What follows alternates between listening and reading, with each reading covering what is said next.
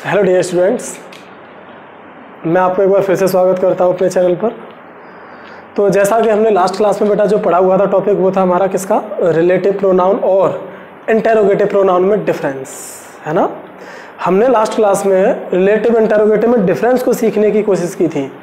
वहाँ पर हमने सीखा हुआ था कि हमारा जो रिलेटिव प्रोनाउन होता है ये किसका काम करता है, सिर्फ और सिर्फ बोलना है बेटा, साथ में कंजंक्शन का काम करता है। किसका काम करेगा, ये कंजंक्शन का काम करता है। उसके साथ हमने देखा था कि रिलेटिव प्रोनाउन में जो हमारा कंसेप्ट हमने पढ़ा हुआ था वो ये था कि कोई भी सेंटेंस लिखा होगा और उस सेंटेंस के बाद ठीक हमें एक कंजंक्शन उस सेंटेंस में लिखना होता है, लास्ट में उस कंजंक्शन के बाद फिर से एक सेंटेंस लिखा होता है और इन दोनों सेंटेंस को जोड़ने का काम ये करता है और इसे हम कह देते हैं रिलेटिव प्रोनाउन। क्या कह देते हैं बेटा, रिलेटिव प्रोनाउन, या इसे हम रिलेटिव कंजंक्शन भी कह सकते हैं। क्या कह सकते हैं बेटा, रिलेटिव कंजंक्शन। वही हमने एक बात और देखी थी कि ये जो सेंटेंस होगा और ये सेंटेंस को जोड़ने का ये जो शब्द काम करता है, ठीक है, इससे पहले हमें क्या लिखा मिलता है, कोई ना कोई एक नाउन। सही पहचाना आपने बेटा, कोई ना कोई नाउन लिखा मिलता है। उसके अलावा हमने इंटेरोगेटिव प्रोनाउन सीखा। इंटेरोगेटिव प्रोनाउन में हमने देखा कि इंटेरोगेटिव प्रोनाउन क्वेश्चन वर्ड का भी काम करता है और कंजंक्शन का भी काम करता है। क्वेश्चन वर्ड का काम करता है, इसके लास्ट में क्वेश्चन मार्क लगा होता है और इसमें जो शब्द को लिखते हैं हम क्वेश्चन वर्ड को, उसके तुरंत बाद हमें कोई हेल्पिंग वर्ब या मेन वर्ब लिखी मिलती है, राइट, और सवाल पूछा जाता है। और ये कंजंक्शन का भी काम कर सकते हैं हमारे इंटेरोगेटिव प्रोनाउन। जब इंटेरोगेटिव प्रोनाउन कंजंक्शन का काम करते हैं तो ठीक उनमें भी ऐसा होता है कि एक सेंटेंस यहाँ लिखा होता है और एक यहाँ लिखा होता है, यहाँ पर कंजंक्शन लिखा होता है, लेकिन उससे पहले नाउन नहीं लिखा होता। तो ये अपने आप में क्या बन जाता है फिर, इंटेरोगेटिव प्रोनाउन, है ना। ये हमने अपनी लास्ट क्लास में बेटा सीखा हुआ है। तो आज हमने हमारी जो क्लास है उस क्लास में हम शुरुआत करने वाले हैं अपने बहुत प्यारे से कंसेप्ट की, जो कि एग्जाम में बहुत पूछा जाता है, जिससे लेकर क्वेश्चन तरह तरह के बनते हैं। बहुत प्यारी सी बात आज हम शुरू करने वाले हैं। जो बातचीत है हमारी वो है रिलेटिव प्रोनाउन के बारे में। इसके बारे में, रिलेटिव प्रोनाउन। तो मैं एक बार लिख देता हूं बेटा, गड़बड़ हो जाएगी, भूल गया तो, है ना। रिलेटिव प्रोनाउन मैं थोड़ा सा लिख देता हूं। आज जो हम बातचीत करेंगे वो किसके बारे में बातचीत करेंगे, रिलेटिव प्रोनाउन के बारे में। तो रिलेटिव प्रोनाउन क्या होता है, ये जो शब्द होता है रिलेटिव प्रोनाउन, ये एक ऐसा शब्द होता है जो जोड़ने का काम करता है। किसका काम करता है बेटा, बोलना है, किसका काम करता है, जोड़ने का काम करता है। और ये जोड़ता किसे है, दो सेंटेंसेस को। किसे जोड़ता है, ये दो सेंटेंसेस को जोड़ता है। और रिलेटिव प्रोनाउन अपने से ठीक पहले आए हुए शब्द की जानकारी को आगे प्रोवाइड कराता है। यानी रिलेटिव प्रोनाउन से ठीक पहले जो शब्द लिखा होगा, साथ बोलिए, रिलेटिव प्रोनाउन से ठीक पहले जो शब्द लिखा होता है उसी शब्द की जानकारी आगे सेंटेंस में दी जाती है। इस बात को एक एग्जांपल के थ्रू समझते हैं हम। देखो, जैसे I know Ravi who is a good dancer. ठीक, ये सेंटेंस हमने देखा है मेरे सामने जो लिखा हुआ है। तो ये दोनों सेंटेंस, दो सेंटेंस लिखे हुए हैं, ये किससे जुड़े हुए हैं, हमारे हु कंजंक्शन से जुड़े हुए हैं। और इस कंजंक्शन से पहले ठीक हमारा एक शब्द लिखा हुआ है रवि, और आगे जो बातचीत बताई जा रही है, who is a great dancer, यानी जो डांसर, गुड डांसर, जो डांसर है, अच्छा वो कौन है। ये पूरी की पूरी बात बेटा किसके बारे में बताई जा रही है, रवि के बारे में। क्या कहा बेटा, रवि के बारे में जानकारी दी जा रही है। और इस जानकारी को जोड़ने का काम कौन कर रहा है, हु। कौन काम कर रहा है, हु। तो इस हु को हम कहेंगे रिलेटिव प्रोनाउन, या हम इसे कंजंक्शन भी कह सकते हैं, रिलेटिव कंजंक्शन भी कह सकते हैं। इससे ठीक पहले जो शब्द लिखा हुआ है इसी की जानकारी आगे प्रोवाइड कराई जा रही है। और इस शब्द को हम क्या कहेंगे बेटा, रिलेटिव नाउन। या तो हम इसे ऐसा ना कहें, रिलेटिव नाउन ना कहें, तो हम इसे एंटीसीडेंट, यानी ग्रामर की भाषा में इसे एंटीसीडेंट कहा जाता है। दोबारा समझना बेटा, जो हमारा रिलेटिव प्रोनाउन होता है उससे ठीक पहले जो शब्द लिखा होता है नाउन, उस शब्द को क्या कहा जाता है ग्रामर की भाषा में? एंटीसीडेंट। क्या कहा जाता है बेटा? एंटीसीडेंट। और उसी एंटीसीडेंट के बारे में आगे जानकारी दी जाती है। बात समझ में आई बेटा? एक बात और यहां पर समझकर क्लियर करेंगे अच्छे से कि हमारा जो सेंटेंस लिखा होता है, देखो मैं ऐसे समझा रहा हूं, ध्यान से समझना।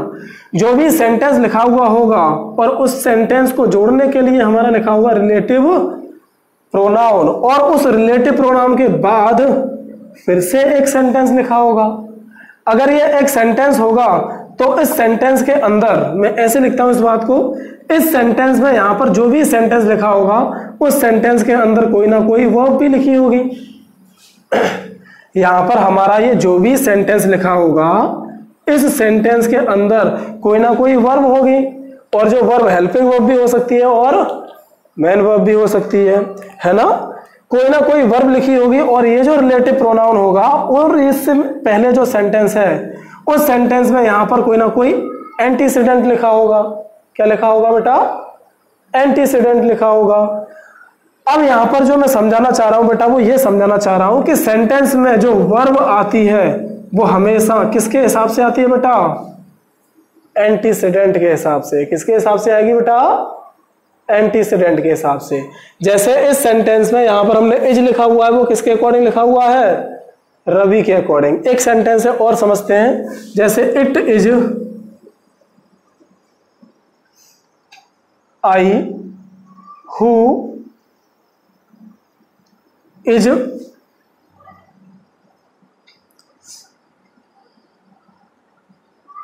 It is I who has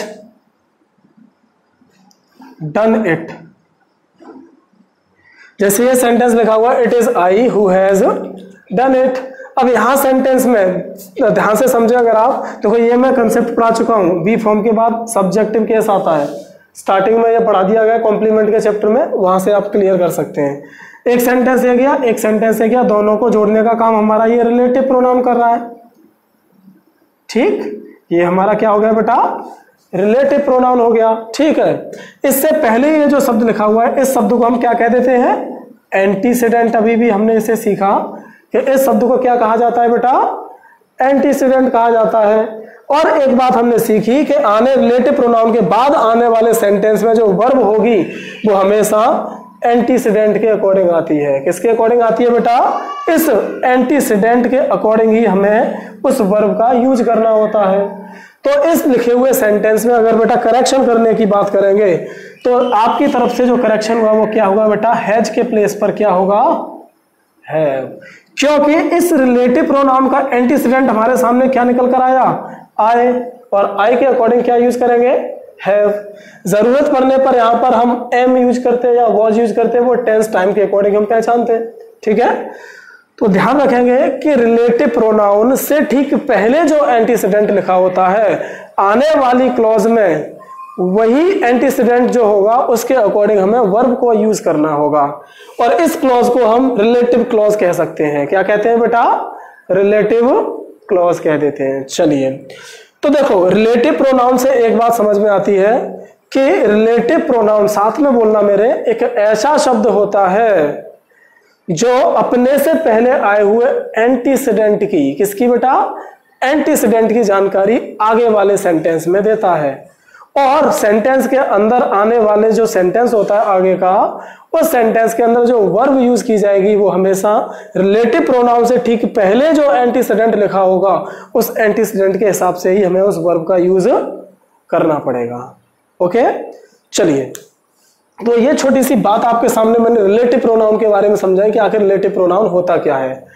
अब रिलेटिव प्रोनाउन के प्रति एक शब्द को हम समझने की शुरुआत करते हैं यहां से कि आखिर इसमें रिलेटिव प्रोनाउन में जो शब्द होते हैं उनका यूज कैसे किया जाता है। ओके, तो आज मैं आपके सामने दो शब्द पढ़ाने वाला हूं। बहुत प्यारे से शब्द है, बहुत अच्छे शब्द है, जहां से क्वेश्चन हमारे सामने आते हैं। एक शब्द तो आज हम पढ़ेंगे हु। क्या पढ़ेंगे बेटा? हु। और एक शब्द जो हमारे सामने होगा वो होगा होम। आज हमारी क्लास में जो हम सीखने वाले आज की क्लास में वो दो शब्दों का डिस्कशन करेंगे। ये मैं रेज कर देता हूं। एक शब्द हमारा क्या है बेटा, हु, और एक शब्द whom। देखो ये जो दोनों शब्द होते हैं, ये दोनों ही शब्द यूज किए जाते हैं पर्सन के लिए। किसके लिए यूज किए जाते हैं बेटा, पर्सन के लिए। कल मैंने क्लास में आपको समझाया होगा कि जो भी शब्द हमारे रिलेटिव इंटरोगेटिव में लिखे हुए थे, उन सारे शब्दों को एक एक करके मैं पढ़ाऊंगा आपको जब टॉपिक स्टार्ट करूंगा रिलेटिव प्रोनाउन का। तो वही आज स्टार्टिंग हो चुकी है। अब एक एक शब्द जो हमारा कल हमने लिखा था वो आज से हम उसे पढ़ना शुरुआत कर देंगे। ठीक है बेटा। तो हमारे सामने दो शब्द निकल कर आए, एक हु और एक होम। मैंने आपको अभी भी क्या बताया कि ये दोनों के दोनों शब्द किसके लिए यूज किए जाते हैं बेटा, पर्सन के लिए। किसके लिए यूज किए जाते हैं, सही बोला, पर्सन के लिए। अब देखो यहां जो समझने की बात है वो ये है कि हु जो होता है ये अपने आप में किसका काम करेगा सेंटेंस में, सब्जेक्ट का। किसको रिप्लेस करेगा, ये सब्जेक्ट को रिप्लेस करेगा। वहीं जो ये शब्द होगा हमारा हुम, ये सेंटेंस के अंदर रिप्लेस करेगा हमेशा ही किसी ना किसी ऑब्जेक्ट को। किसे यूज करेगा बेटा, ऑब्जेक्ट को। ओके, दोबारा से एक बार साथ में बोलेंगे। जो हु होता है वो किसके लिए यूज होगा, सब्जेक्ट के लिए, और हुम किसके लिए यूज होने वाला हुआ, ऑब्जेक्ट के लिए। ओके, एक बात और ध्यान से समझ लेना यहां पर, जो मैं अभी क्लियर करा देता हूं इसे आगे बढ़ाने से पहले, कि प्रपोजिशन कई बार सेंटेंस की शुरुआत में लिखा होता है। मैंने कहा कई बार शुरुआत में सेंटेंस में क्या लिखा मिलता है हमें, प्रपोजिशन। तो उस प्रपोजिशन के बाद हमें जो यूज करना होगा वो क्या यूज करना होगा, whom। मैंने स्टार्टिंग में एक बात समझाई थी, बहुत जोर दिया था उस बात पर कि वर्ब से और प्रपोजिशन से बाद में, यानी वर्ब और प्रपोजिशन के बाद हमेशा ऑब्जेक्टिव केस आता है और वर्ब से पहले सब्जेक्टिव केस आता है। तो whom हमारा ऑब्जेक्ट होता है, इसीलिए प्रपोजिशन के बाद हमें क्या यूज करना पड़ जाएगा, whom यूज करना पड़ जाएगा, और आगे एज इट इज हमारा कोई ना कोई सेंटेंस लिखा होगा। लेकिन अगर उस सेंटेंस में इस प्रपोजिशन की पोजीशन, मैंने कहा इस प्रपोजिशन को हटाकर अगर आप सेंटेंस के आखिर में रख देते हैं, अगर उस सेंटेंस में से उस प्रपोजिशन को हटाकर आपने क्या लिख दिया, आखिर में जाकर अगर लिख दिया, तो फिर हु यूज नहीं करेंगे, फिर आपको क्या करना पड़ेगा, यूज हुम के प्लेस पर हु यूज करेंगे और सेंटेंस एज इट इज आपका लिखा होगा, लास्ट में प्रपोजिशन हो जाएगा। ओके, जैसे एक बात सेंटेंस को समझने के लिए एग्जांपल देखते हैं। जैसे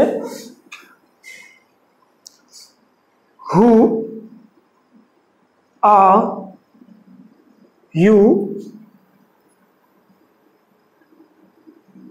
टॉकिंग अबाउट। जैसे ये सेंटेंस मैंने आपके सामने लिखा, who are you talking about, ये पैसिव वॉइस में भी आपके लिए यूजफुल होगा। तो ये जो सेंटेंस आपके सामने लिखा हुआ है, who are you talking about, अब इस सेंटेंस को मैं एक और तरीके से लिख सकता हूं। मैं अगर चाहूं तो सेंटेंस को कन्वर्ट कर सकता हूं about whom are you talking। मैं इस ठीक सेम सेंटेंस को मैं इस तरह से भी लिख सकता हूं, about whom are you talking। अब देखो और अच्छे से अगर समझने की कोशिश करोगे तो मैं यहां पर आपको एक बार ऑप्शन और दे देता हूं, who यूज करोगे या whom। अब देखो कैसे समझेंगे इस बात को। जैसे ये हमारा क्या हुआ, सब्जेक्ट, ये हमारा क्या हुआ, सब्जेक्ट, और सेंटेंस इंटेरोगेटिव है, इसीलिए हमने इस सब्जेक्ट के अकॉर्डिंग वर्ब यूज की हुई है सब्जेक्ट से पहले, क्योंकि इंटेरोगेटिव में जो हमारी वर्ब होती है वो सब्जेक्ट से पहले यूज हो जाती है, और ये इसकी मेन वर्ब रही। ठीक है, तो अगर ये एक सब्जेक्ट हो गया तो फिर यहाँ तो ऑब्जेक्ट होना चाहिए, लेकिन हाँ ये है तो ऑब्जेक्ट ही, ये सब्जेक्ट नहीं है। हु यहाँ पर किसका काम कर रहा है, ये ऑब्जेक्ट का काम कर रहा है, लेकिन प्रपोजिशन का लास्ट में लिखे होने की वजह से ही हम यहाँ पर सब्जेक्टिव केस का यूज कर लेते हैं।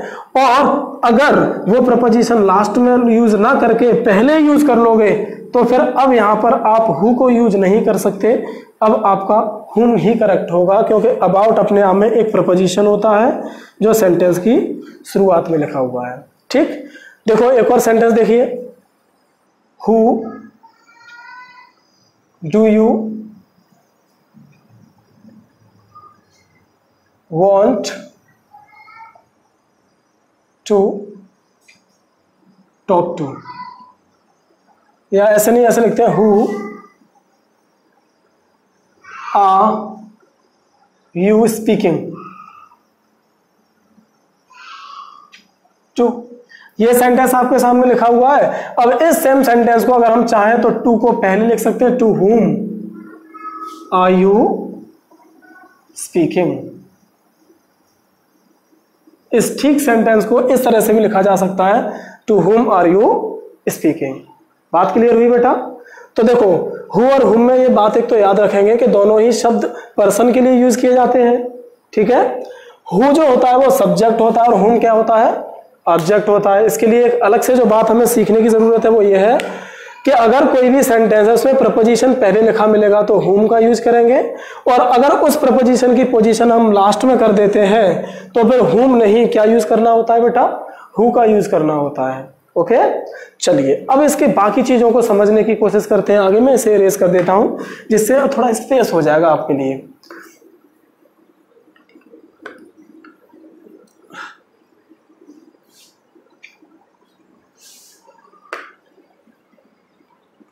बेटा ध्यान से समझते चलना इस पॉइंट को, क्योंकि रिलेटिव प्रोनाउन से लेकर कई तरीके के क्वेश्चन, अलग अलग तरीके के क्वेश्चन पूछे जाते हैं। अब देखिए एक बात और समझेंगे यहां से जो मैं अभी आपको समझाता हूं। देखिए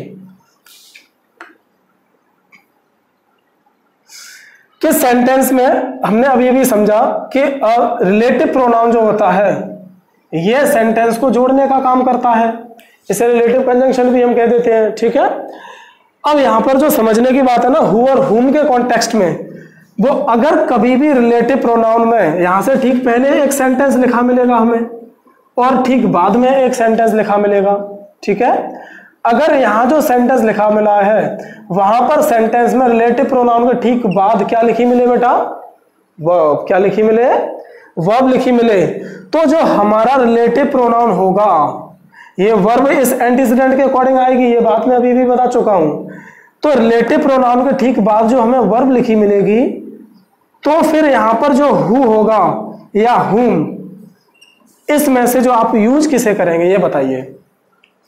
और अगर ऐसा ना होकर ऐसा हो जाए कि सेंटेंस कोई लिखा हो और रिलेटिव प्रोनाउन लिखा है और उस रिलेटिव प्रोनाउन के बाद वर्ब नहीं लिखी, आपको क्या लिखा मिलता है, कोई ना कोई दूसरा या डिफरेंट सब्जेक्ट लिखा मिलता है, कोई अलग नया दूसरा सब्जेक्ट लिखा मिलता है। दोबारा से समझना बेटा, अगर कोई सेंटेंस लिखा हुआ पहले और एक सेंटेंस बाद में, दोनों को जोड़ने के लिए जो रिलेटिव प्रोनाउन यूज हमें करना है पर्सन के लिए, वो हु या हुम में से कोई एक यूज करना है। और अगर उस रिलेटिव प्रोनाउन के ठीक बाद वर्ब लिखी मिलेगी तो क्या यूज करोगे, हु या हुम, बताइए। और अगर ऐसा ना होकर ऐसा हो जाए कि सेंटेंस तो लिखा हुआ है और सेंटेंस को जोड़ने के लिए दोनों को रिलेटिव प्रोनाउन भी लिखा है, लेकिन रिलेटिव प्रोनाउन के बाद एक डिफरेंट सब्जेक्ट या कोई नया सब्जेक्ट लिखा हुआ है और बाद में कोई वर्ब लिखी हुई है, इस तरह से सेंटेंस है, तो फिर आप क्या यूज करोगे बेटा, हु या हुम, क्या यूज करोगे, ये बात और हमें समझनी है। देखो अब मैं यहां समझा देता हूं आपको अच्छे से। अभी अभी हमने एक बात समझी कि हु सेंटेंस में किसका काम करता है, सब्जेक्ट का। तो अगर सेंटेंस में रिलेटिव प्रोनाउन के ठीक बाद कोई ना कोई वर्ब लिखी हुई है तो इस वर्ब को अपना एक सब्जेक्ट चाहिए। अगर वर्ब लिखी हुई है तो वर्ब का कोई ना कोई सब्जेक्ट भी होगा। अगर सब्जेक्ट रहा होगा तो फिर आप उस कंडीशन में हु का यूज करेंगे, ना कि हुम का, क्योंकि ये जो हु होगा वो इस वर्ब का क्या बन जाएगा, सब्जेक्ट। क्या बन जाएगा, सब्जेक्ट बन जाएगा। और अगर आगे कोई नया सब्जेक्ट लिखा हुआ है तो ये सब्जेक्ट हो गया इस वर्ब के लिए। यहां पर पहले कोई सब्जेक्ट लिखा होगा और उसकी वर्ब, क्योंकि सेंटेंस है, तो रिलेटिव प्रोनाउन जो आप हु को नहीं फिर हुम को यूज करेंगे। एग्जाम्पल से समझते हैं इस बात को। देखो, I know Ravi blank you hate, ठीक है। एक सेंटेंस और देखते हैं, I know Ravi blank hate you. दो सेंटेंस मैंने आपके सामने लिखे, इन दोनों सेंटेंस में एक बार बेटा हु आएगा या हुम आएगा, फिर आंसर करो क्या आंसर होगा, हु या हुम, इन दोनों सेंटेंसेस के अंदर अपने आंसर लगाइएगा पहले, ठीक है। अब ये जो दो सेंटेंस मैंने आपके सामने लिखे हुए, I know Ravi blank you hate, I know Ravi blank hate you. बेटा सेंटेंस को ध्यान से समझना, देखो अब अगर इस सेंटेंस को समझेंगे आप तो एक हमारी ये वर्ब हो गई और ये इस वर्ब का क्या हो गया बेटा, सब्जेक्ट हो गया, ठीक। आगे सेंटेंस में अगर हम समझते हैं तो यहां हमें कोई ना कोई कंजंक्शन यूज करना है दोनों ही सेंटेंस में। कंजंक्शन को हम क्या कह सकते हैं, रिलेटिव प्रोनाउन, या रिलेटिव प्रोनाउन को ही कंजंक्शन कह सकते हैं। आगे फिर से हमारा एक सब्जेक्ट लिखा हुआ मिला, डिफरेंट सब्जेक्ट, और ये उस सब्जेक्ट की क्या लिखी मिल गई, वर्ब।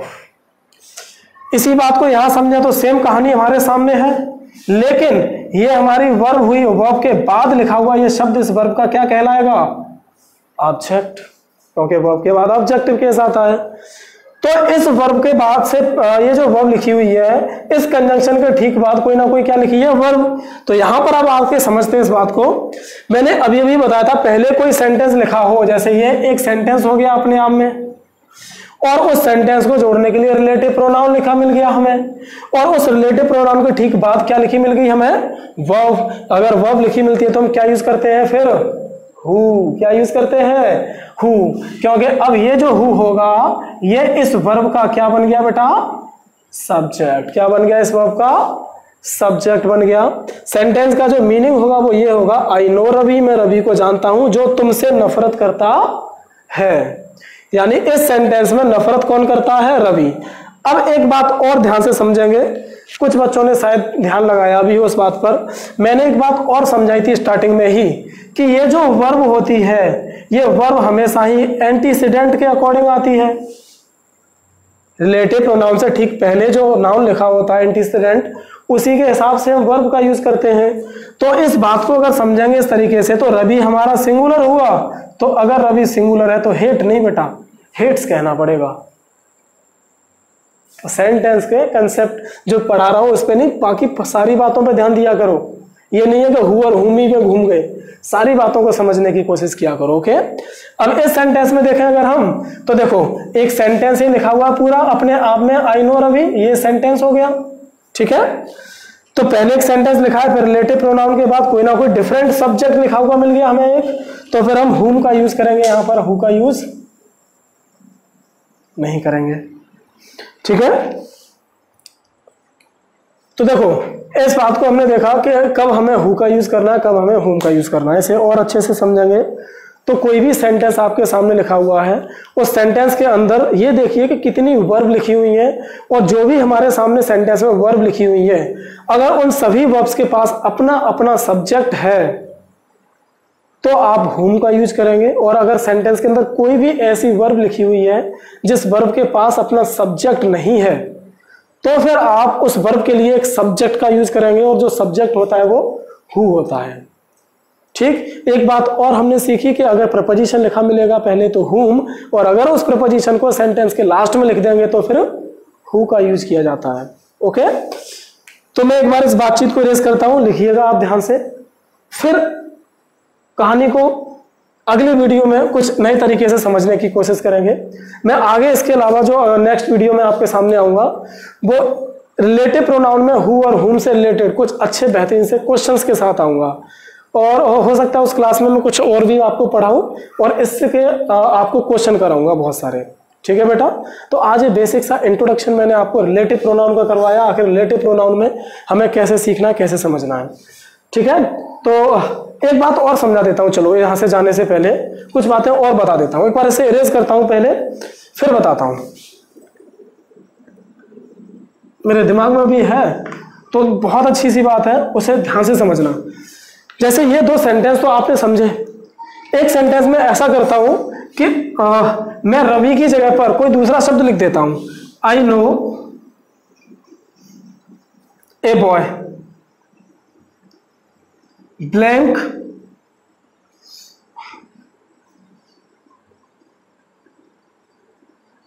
बीट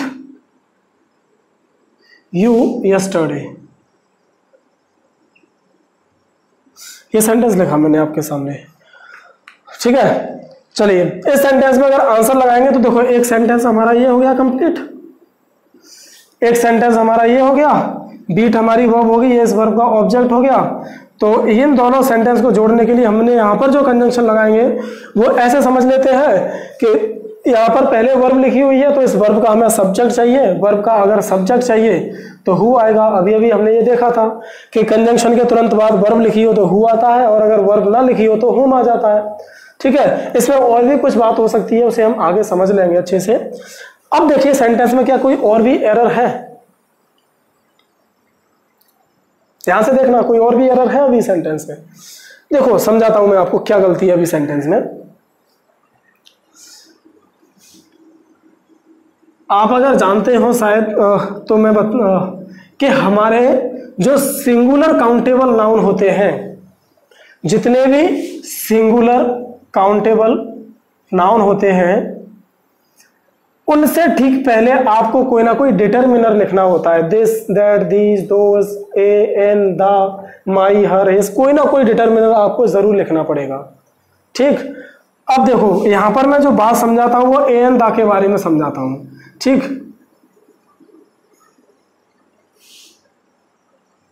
अगर ये चीज आपको लिखी मिले कभी भी कि अगर ये जो सिंगुलर काउंटेबल नाउन है अगर ये अपने आप में जनरल है या जनरल नहीं होगा तो ये कैसा होगा, स्पेसिफिक होगा। जनरल स्पेसिफिक से मतलब समझे कुछ, स्पेसिफिक का मतलब होता है कोई निश्चित, कोई स्पेशल नाउन है तो वो निश्चित हो गया, तो निश्चित के लिए आर्टिकल द लगा लेंगे। और जनरल है, कॉमन है, जिसके लिए कोई भी हो सकता है उसके जैसा, तो फिर आर्टिकल ए या एन लगा लेंगे, ठीक है। इस सेंटेंस में देखें, आई नो अ बॉय, मैं एक लड़के को जानता हूं जिसने आपको पीटा था। तो मैं किस लड़के को जानता हूं, जिस लड़के ने आपको पीटा था। तो ये लड़का अपने आप में निश्चित है या नहीं। मैं किस लड़के के बारे में बात कर रहा हूं, मैं उस लड़के के बारे में बात कर रहा हूं जिसने आपको कल पीटा था। तो इस हिसाब से ये बॉय अपने आप में डेफिनेट हो गया। अगर ये डेफिनेट हो गया तो आर्टिकल ए नहीं द यूज करो।